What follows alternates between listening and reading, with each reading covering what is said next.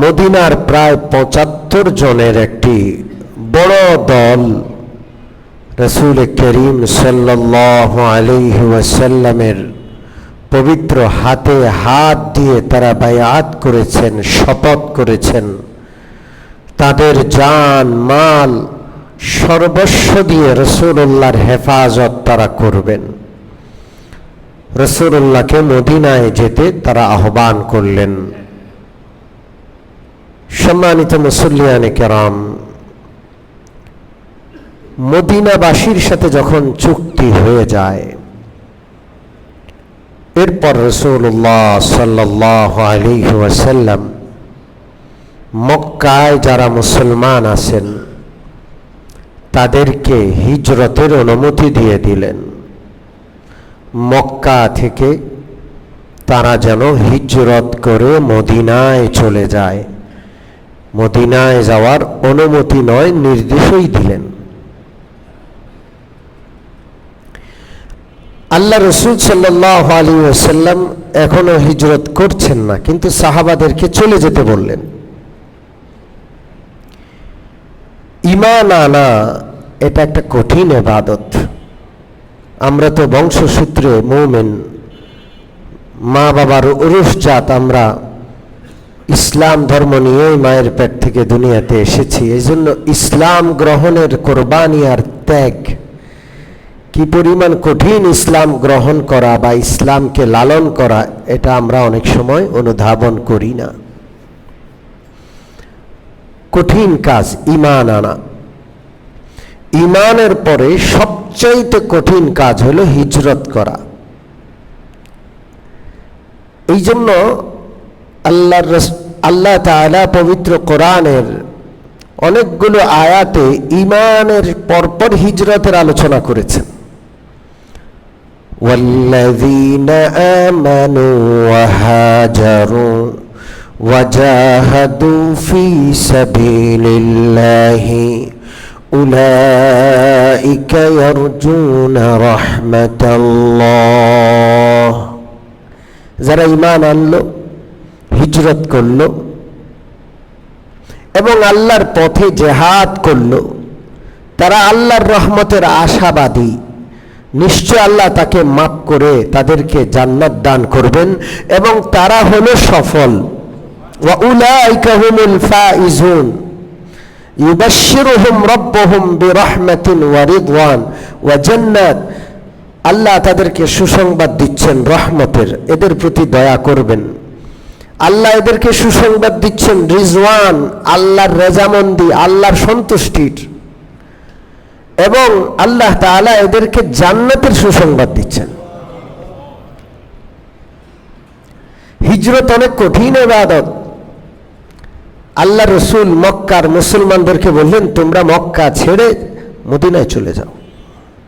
সারা জীবনের অর্জিত সম্পদ মক্কায়। একজন প্রতিষ্ঠিত মানুষ ব্যবসায় প্রতিষ্ঠিত হোক, চাকরিতে প্রতিষ্ঠিত হোক, সে মক্কায় তার জন্মস্থান, এখানে প্রতিষ্ঠিত, তার এখানে ভিটে মাটি আছে, ঘর বাড়ি আছে, সহায় সম্পদ, স্থাবর অস্থাবর সম্পত্তি আছে, পরিবার আছে, আত্মীয় স্বজন আছে, সব ছেড়ে চিরকালের জন্য মদিনায় চলে যাওয়া এত সহজ না। কিন্তু রাসূলুল্লাহ সাল্লাল্লাহু আলাইহি ওয়াসাল্লাম যেই মাত্র মক্কা ছেড়ে মদিনায় চলে যেতে বললেন, সাহাবায়ে কেরাম গোপনে গোপনে দলে দলে নিজের বাড়ি ঘর সহায় সম্পদ সব পিছনে ছুড়ে ফেলে তারা চিরকালের জন্য নিজের মাতৃভূমি ত্যাগ করে ঈমান আর ইসলামের হেফাজতের জন্য মদিনায় চলে যাচ্ছেন। একের পর এক সকালবেলায় উঠে দেখে এই এলাকার লোকদের, মুসলমানরা সব চলে গেছে, ঘরে তালা মারা। এর পরের দিন সকালবেলায় উঠে দেখে গত রাতে এরা চলে গেছে। এইভাবে প্রত্যেক রাতেই মুসলমান দলে দলে মক্কা ছেড়ে মদিনায় চলে যাচ্ছে। মক্কার কাফেররা এটা সহ্য করতে পারছে না। তারা নিরাপদে চলে যাবেন, তারা তো মক্কার কাফেরদের কোনো ক্ষতি করছে না, নিজের সহায় সম্পদ ছেড়ে তারা চলে যাচ্ছে। কিন্তু এই যে নিরাপদে চলে যাওয়া, এটা কেউ তারা বরদাস্ত করছে না কোনোভাবে। এতে তারা বাদ সাধল, চরম বিরোধিতা করল। নির্যাতন করল। আমি দুই একটা ঘটনা আপনাদেরকে শুনাই। হযরত উম্মে সালামা রাদিয়াল্লাহু আনহা, আল্লাহ রসুলের একজন সাহাবিয়া, পরবর্তীতে আল্লাহ রসুল তাকে শাদী করেছেন, তিনি উম্মুল মুমিনিন হয়েছেন। এই উম্মে সালামা রাদিয়াল্লাহু তাআলা আনহার স্বামী ছিলেন হযরত আবু সালামা। এই উম্মে সালামার স্বামী হলেন রাসূলুল্লাহর দুধ ভাই। ছোটবেলায় শিশুকালে এক দুধমার দুধ পান করেছেন। সর্বপ্রথম রাসূলুল্লাহ যেদিন হিজরতের অনুমতি দিলেন, সর্বপ্রথম সাহাবাদের মধ্যে হিজরতকারী এই ফ্যামিলি, এই পরিবার। হযরত আবু সালামা তার স্ত্রী উম্মে সালামা কে নিলেন, তাদের সন্তান সালমাকে নিলেন। তারা উঠে বসে হিজরত করে মদিনায় চলে যাবেন। নিজের ঘর বাড়ি সহায় সম্পদ সব ফেলে রেখে চলে যাচ্ছেন। কাফেররা দেখলো এইভাবে চলে যেতে দেওয়া তো ঠিক হবে না। তারা বাদ সাধল। কিভাবে? সর্বপ্রথম উম্মে সালামা যে গোত্রের, সেই গোত্রের লোকেরা আসলো, এসে বলল, আবু সালামা, আমাদের মেয়ে আপনার কাছে বিয়ে দিছি, তার মানে এই নয় আপনি যাযাবরের মতো যেখানে ইচ্ছা সেখানে আমাদের মেয়েকে নিয়ে বনবাসে নিয়ে যাবেন। আপনি মন চাইলে আপনি চলে যান, আমরা আমাদের মেয়েকে রেখে দিলাম। উম্মে সালামার আত্মীয় স্বজন স্বামীর কাছ থেকে স্ত্রীকে কেড়ে নিলেন। এখন আবু সালামার আত্মীয় স্বজন আসলো, এসে বলে, ঠিক আছে, তোমরা যেহেতু আমাদের ছেলের কাছ থেকে বউ নিয়ে নিচ্ছ তোমাদের বংশের মেয়ে বলে, তো এই মেয়ের কোলে যে সন্তান আছে সালমা, সন্তান তো বাপের, সন্তান তো মান না, আমরা আমাদের বংশের সন্তান তোমাদের কাছে দিব না। সন্তানটাকে নিয়ে নিল। হযরত আবু সালামা দেখলেন সর্বনাশ, বউর ফ্যামিলির লোকেরা নিয়ে গেছে, সন্তানকে আবু সালামার ফ্যামিলির লোকেরা নিয়ে আসছে। হযরত আবু সালামা বিবিকে ফেলে রেখে, সন্তানকে ফেলে রেখে, আল্লাহর হুকুম রাসূলুল্লাহর নির্দেশ পালন করার জন্য পিছনের দিকে ফিরে তাকালেন না। সোজা কাঁদতে কাঁদতে চোখের পানি পড়ছে। কিন্তু হযরত ইব্রাহিম আলাইহিস সালামের মতো তিনি, নবী ইব্রাহিম আলাইহিস সালাম যখন হযরত হাজরাকে মক্কার জমিনে ফেলে রেখে চলে যাচ্ছেন আল্লাহর হুকুম পালন করার জন্য, হযরত ইসমাইল দুধের সন্তান মায়ের কোলে তাকে রেখে চলে যাচ্ছেন। হযরত ইব্রাহিম চোখের পানি ফেলছেন কিন্তু পিছনের দিকে তাকাচ্ছেন না, কারণ তার চোখের পানি যদি হাজরা দেখেন, হাজরা দুর্বল হয়ে পড়বেন। হযরত ইব্রাহিম হযরত হাজরাকে রেখে যখন চলে গেলেন, দূরে চোখের আড়াল হয়ে গেলেন, তখন পাহাড়ের আড়ালে তিনি দাঁড়াইলেন। হাজরা ইব্রাহিমকে দেখছেন না, কিন্তু ইব্রাহিম একটু উঁচু জায়গায় দাঁড়ায় হাজরার দিকে তাকাইলেন। শেষ বয়সের যুবতী স্ত্রী, আর নিজে সারা জীবন যে সন্তান করে আল্লাহর কাছে কেঁদেছেন, আল্লাহ সন্তান দেন নাই, শেষ বয়সে ইসমাইল নামক কলিজার টুকরা সন্তানকে দিলেন। এই সন্তান তো সাধারণ সন্তান নন, ইনিও তো নবী, আর ইনি মুহাম্মদুর রাসূলুল্লাহর বাবা। হযরত ইব্রাহিমের এই সন্তানের ওরসজাত হলেন আমাদের নবী হাবিবুল্লাহ রাহমাতুল্লিল আলামিন মুহাম্মদুর রাসূলুল্লাহ সাল্লাল্লাহু আলাইহি ওয়াসাল্লাম। হযরত ইব্রাহিম পাহাড়ের আড়ালে দাঁড়ালেন শেষবারের মতো। জানি না আর কোনোদিন দেখা হবে কিনা, আর আসা সম্ভব হবে কিনা। আসলেও এই জমিনে গাছপালা নাই, এক ফোঁটা পানি নাই, তৃণলতা নাই, এখানে আর স্ত্রী সন্তানকে জীবিত পাবেন কিনা। হযরত ইব্রাহিম কাঁদছেন, কিন্তু কার কাছে কাঁদবেন? আল্লাহর কাছে কাঁদছেন। কি আয়াত পড়ছেন? আয়াতটা কোরআনে আছে, বিওয়াদিন গায়রি জি যারইন ইনদা বাইতিকাল মুহাররম রব্বানা লিয়ুকিমুস সালাত।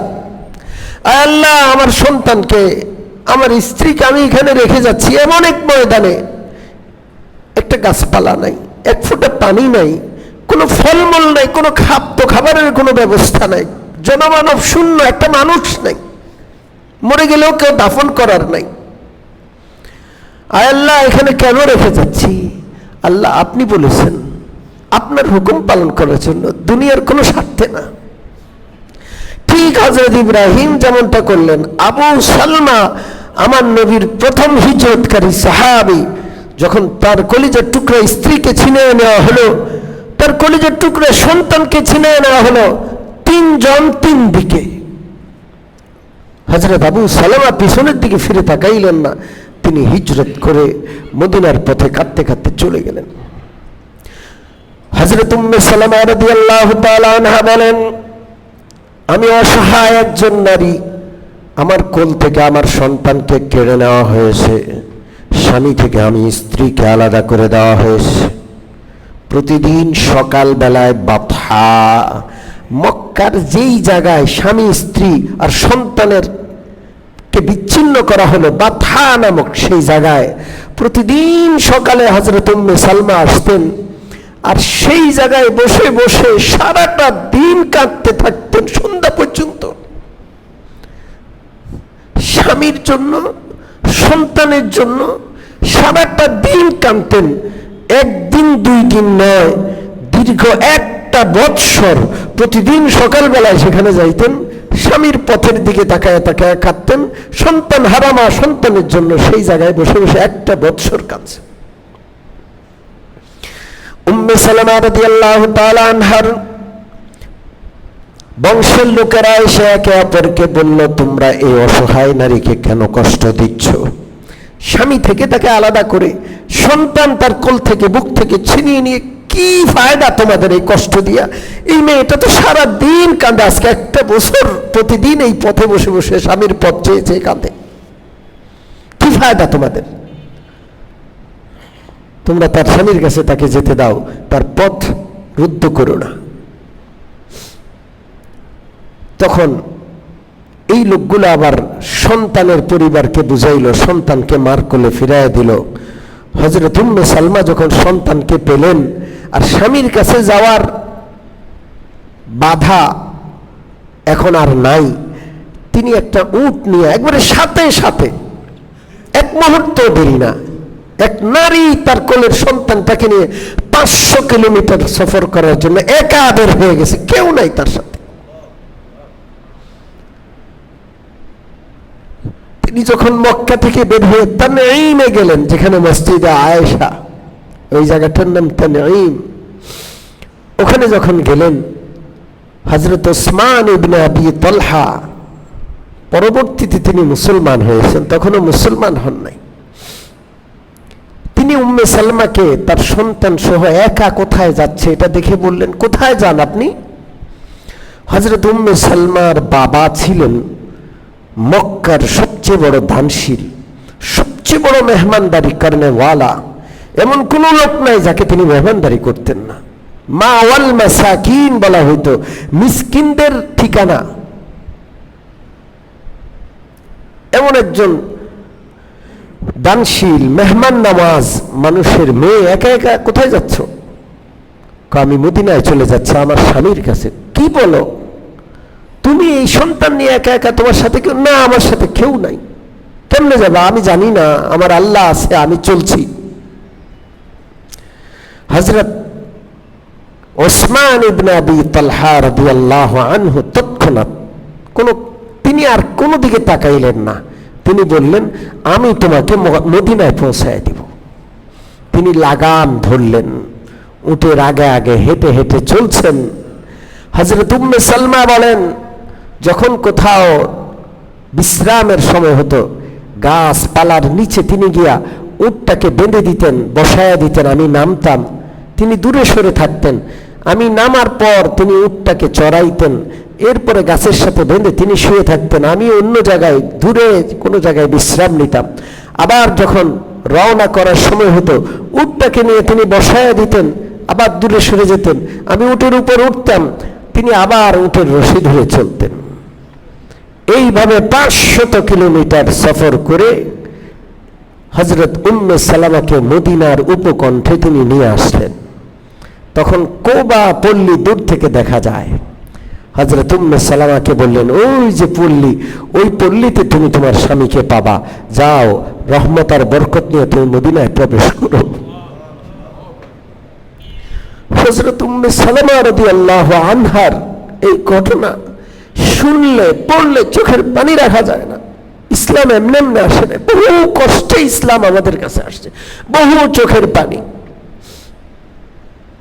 বহু ত্যাগ, বহু কোরবানির পর আমরা মুফত পাইছি ইসলামকে। এই জন্য আমাদের কাছে ইসলামের মূল্য নাই। হিজরতের শুধু এতটুকু শোনাইলাম। হযরত উম্মে সালামার জিন্দেগীর আরো ঘটনা আছে, কিভাবে তার স্বামী মারা গেল এবং কিভাবে তিনি রাসূলুল্লাহর স্ত্রী হিসাবে মর্যাদা লাভ করলেন, সেই ঘটনা আল্লাহ যদি তৌফিক দেয় অন্য কোনো সময় বলবো। আজকে যেহেতু শুধু হিজরতের আলোচনা, সর্বপ্রথম হিজরতকারী সাহাবী হলেন আল্লাহ রসুলের দুধভাই হযরত আবু সালামা এবং তার স্ত্রী হযরত উম্মে সালামা এবং তার সন্তান সালামা। কিন্তু হিজরতের সময় স্বামী, স্ত্রী, সন্তান সব বিচ্ছিন্ন হয়ে গেলেন। হযরত উম্মে সালামা 1 বছর কাঁদলেন। 1 বছর পর তিনি আবার মক্কা থেকে মদিনায় গেলেন এবং তাকে সাহায্য করলেন হযরত ওসমান ইবনে আবি তালহা। হিজরত অনেক কঠিন ছিল। দ্বিতীয় আরেকটা হিজরতের ঘটনা শোনাই। হযরত সুহাইব রুমি রাদিয়াল্লাহু তাআলা আনহু তিনি হিজরত করবেন, চলে যাবেন। তিনি মক্কার মূল অধিবাসী নন। মক্কায় এসে তিনি ব্যবসা বাণিজ্য করে মক্কায় জায়গা জমি কিনে থাকতেন। কিছু মানুষ আছে যাদের ভাগ্য ভালো, যেটা হাত দেয় ব্যবসা দাঁড়ায়া যায়। হযরত সুহাইব রুমি এমন ছিলেন, মক্কায় আসছে একেবারে খালি হাতে, কিন্তু অল্প কিছুদিন ব্যবসা বাণিজ্য করে অনেক সম্পদ তার। তো মক্কার লোকেরা টার্গেট করলো হযরত সুহাইব রুমিকে, যে এই লোককে ছেড়ে দেওয়া যাবে না, এই লোকটারে ধরতে হবে, সেজন্য না যাইতে পারে। হযরত সুহাইব রুমিকে বন্দী করলো, বন্দী 24 ঘন্টা গৃহবন্দী তার ঘরের চতুর্পাশে মক্কার কাফেররা পাহারা দেয়, কোনোভাবে যেন মক্কা থেকে মদিনায় যাইতে না পারে। অনেক দিন কেটে যায়। এই যারা পাহারা দেয় এদের সাথে খুব ভালো সম্পর্ক করে ফেলছেন। উনি খুব বুদ্ধিমান মানুষ। আমিও জেলে ছিলাম, কারারক্ষীদের সাথে থাকতে থাকতে একটা ভালো সম্পর্ক গড়ে ওঠে।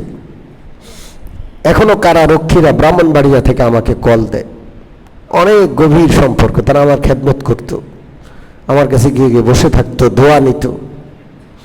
যাই হোক, একদিন বৃষ্টি পড়ছে, হালকা হালকা বৃষ্টি। সুহাইব রুমির বন্দিত্বের অনেক দিন চলে যায়। তিনি ভান ধরলেন। কিসের ভান? পেট খারাপের ভান ধরলেন। কিসের ভান? বারবার তিনি বাথরুমে যাচ্ছেন, আবার বারবার আসছেন, একটু পরপর যাচ্ছেন, একটু পরপর আসছেন। তো ওরা হাসাহাসি করছে যে ওর তো বাথরুমের ডিউটি শুরু হয়ে গেছে, হাসাহাসি করছে। হযরত সুহাইব রুমি বারবার যায় আসে, আবার ফোঁটা ফোঁটা বৃষ্টি পড়ে, খুব বিরক্তিকর বৃষ্টি।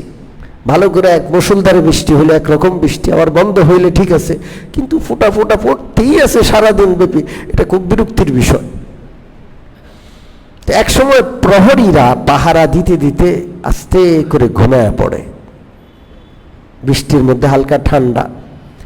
আর হযরত সুহাইব রুমি বারবার বাথরুমে যায়, বিষয়টাকে তারা স্বাভাবিকভাবে পাহারার কথা ভুলে গেছে, ঘুমায় গেছে সবাই। হযরত সুহাইব রুমি রাদিয়াল্লাহু তাআলা আনহু চিন্তা করলেন এটাই সুবর্ণ সুযোগ। এরা যখন ঘুমায় পড়ল, তিনি আস্তে করে সেখান থেকে উঠে পালালেন খুব দৌড়ে। তার কাছে তো সাওয়ারি নাই, ঘোড়া নাই, উট নাই, কোন রকম জানটা নিয়ে মদিনার দিকে ছুটছে। 500 কিলোমিটার তিনি দৌড়ায় যাবেন, দৌড়ছেন আর দৌড়ছেন। কিছুক্ষণ যেতে না যেতে প্রহরীরা যখন উঠে দেখলো সর্বনাশ, আমাদের শিকার হাতছাড়া হয়ে গেছে, গোটা মক্কা তোলপাড় সৃষ্টি হয়ে গেছে যে সোহাইব রুমি পালাইছে।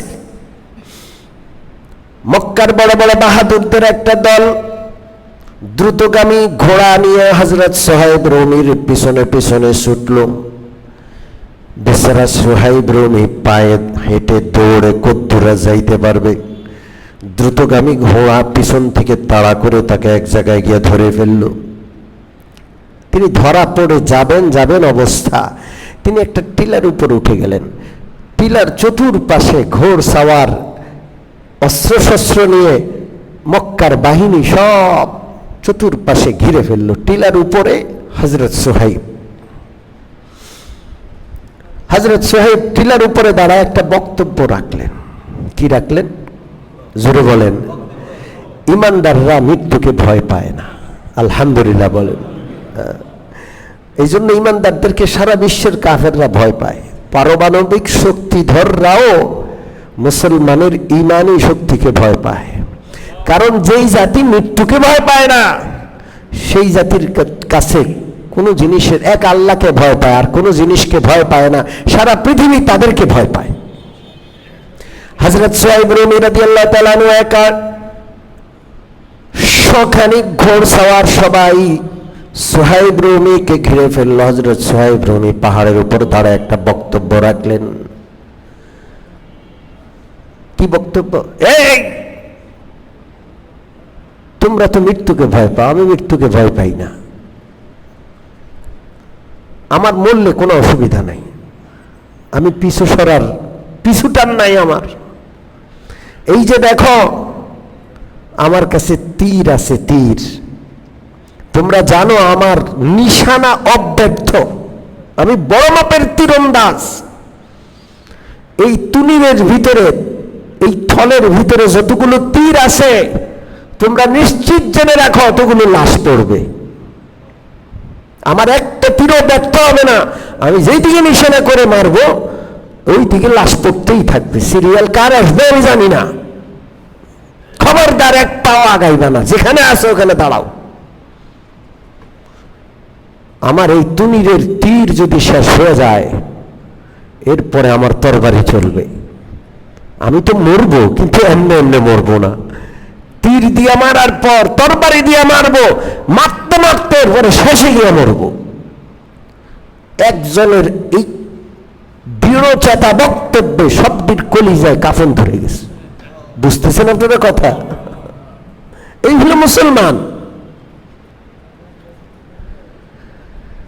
আল্লাহ,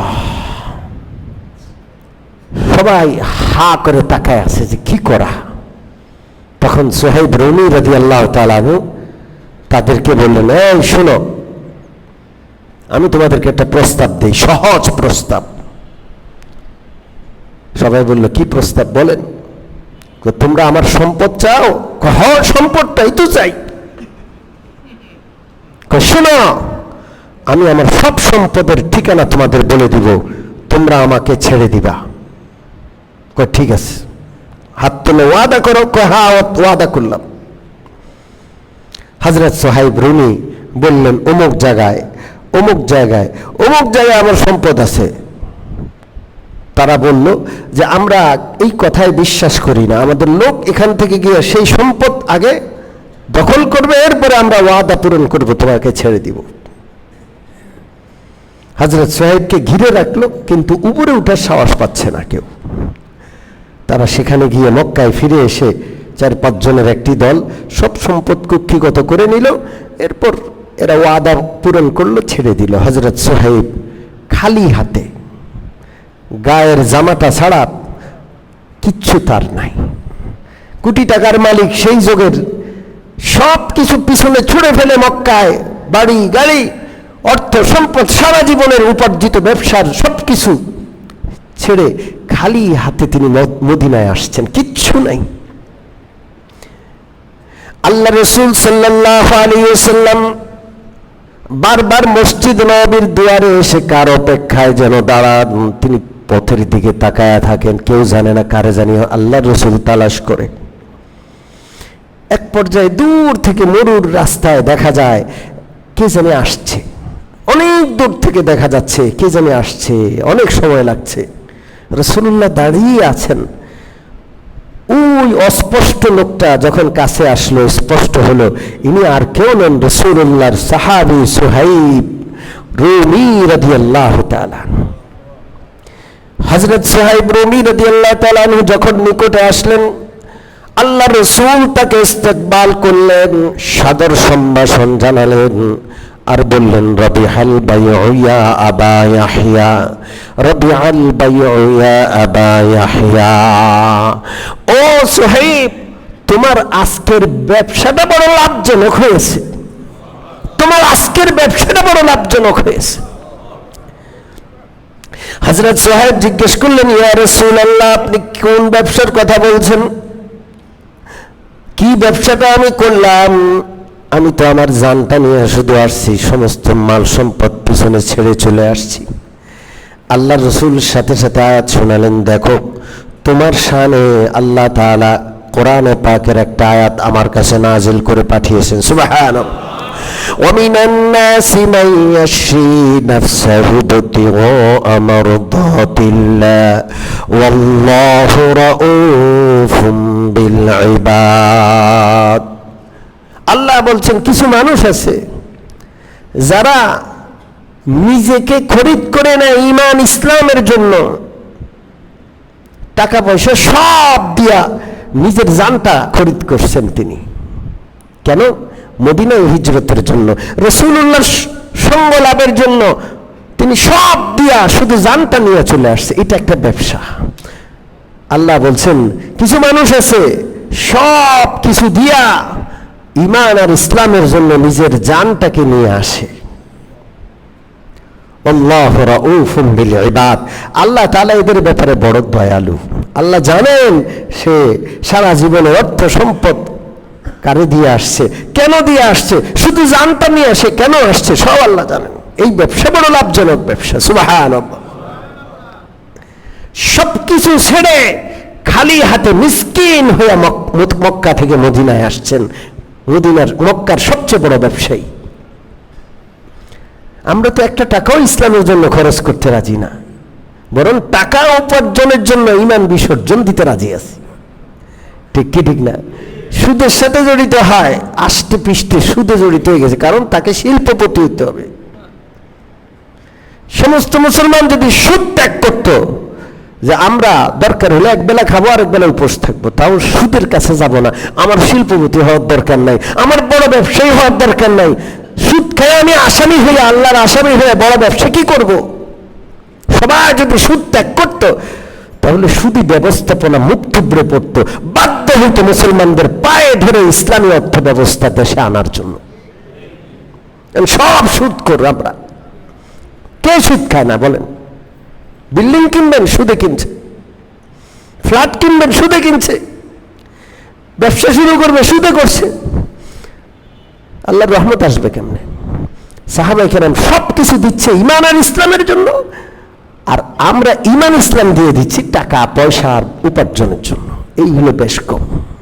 তারাও মুসলমান, আমরাও মুসলমান। আল্লাহর সাহায্য আমাদের এই জন্য আমাদের সাথে নাই। সম্মানিত উপস্থিতি, দুইটা ঘটনা শোনাইলাম। কি সম্পর্কে? হিজরত সম্পর্কে। জোরে বলেন, কি সম্পর্কে? তৃতীয় ঘটনাটা ছোট্ট করে শোনাবো, এরপরে আজকের আলোচনা শেষ হবে। হযরত ওমর রাদিয়াল্লাহু তাআলা আনহু যেদিন হিজরত করে চলে আসছেন মক্কা থেকে মদিনার দিকে, হযরত ওমর রাদিয়াল্লাহু তাআলা আনহুর সফর সঙ্গী ছিলেন আবু জেহেলের ভাই। কি নাম? আবু জেহেলের ভাই আইয়াশ। কি নাম? আইয়াশ, আবু জেহেলের ভাই। তো আবু জেহেল বড় ঝামেলায় পড়ে গেল। তার পরিবারের লোকটাই হিজরত করে চলে গেছে। আবু জেহেল নিজে এবং আস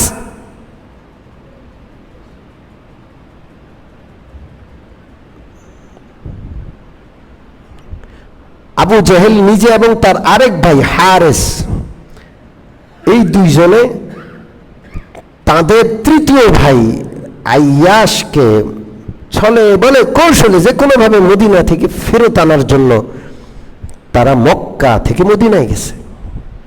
কোথায় গেছে জোরে বলেন? হ্যাঁ, তাদের রক্তের ভাই, আপন ভাই মুসলমান হয়ে মদিনায় চলে আসছে, তারা মানতে পারছে না, যে কোনোভাবে কলা কৌশল করে তাদের মুসলমান ভাইটাকে মক্কায় নিয়ে আসবে। গিয়ে কি বলল যে ভাই তুমি চলে আসছো মক্কা ছেড়ে, তুমি কি মার খবর জানো? মার কি অবস্থা? কি অবস্থা? কয় মা শপথ করেছে যে পর্যন্ত তুমি তার কাছে না যাবা সে পর্যন্ত তিনি মাথা আঁচড়াবেন না, চুল আঁচড়াবেন না, উকুন তার শরীর খেয়ে ফেললেও মাথা আঁচড়াবেন না। মা আরো শপথ করেছে তুমি যে পর্যন্ত তাকে দেখতে না যাবা সে পর্যন্ত সে ঘরে ঢুকবে না, রোদের মধ্যে থাকবে, সারাদিন রোদের মধ্যে পড়ে আছে মা, ছায়ায় যাবে না, গাছের ছায়াও না, ঘরের ছায়াও না।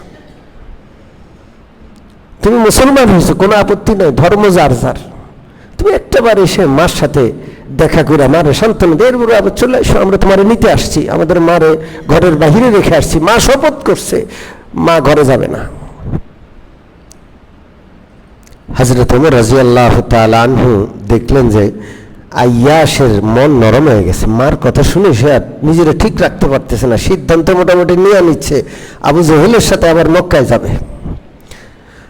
হযরত ওমর তো এমন ব্যক্তি যাকে শয়তানও ধোঁকা দিতে যাকে বলেন পারে। হযরত ওমর তারে বললেন, এ বেটা, ওদের চোখের দিকে তাকায় আমার মন বলছে ওরা মিথ্যা কথা বলছে, তুমি ওদের কথায় কান দিও না। কিন্তু সে মার কথা শুনে নরম হয়ে গেছে। হযরত ওমর তারে আবার বোঝাচ্ছে, শুনো, যদি তাদের কথা সত্য হয়, তোমার মা যদি শপথ করে থাকে মাথা আঁচড়াবে না, তো তার মাথায় উকুন পড়বে, একসময় উকুনের কামড় যখন খাইতে খাইতে বিরক্ত হয়ে যাবে তখন নিজেই মাথা আঁচড়াবে।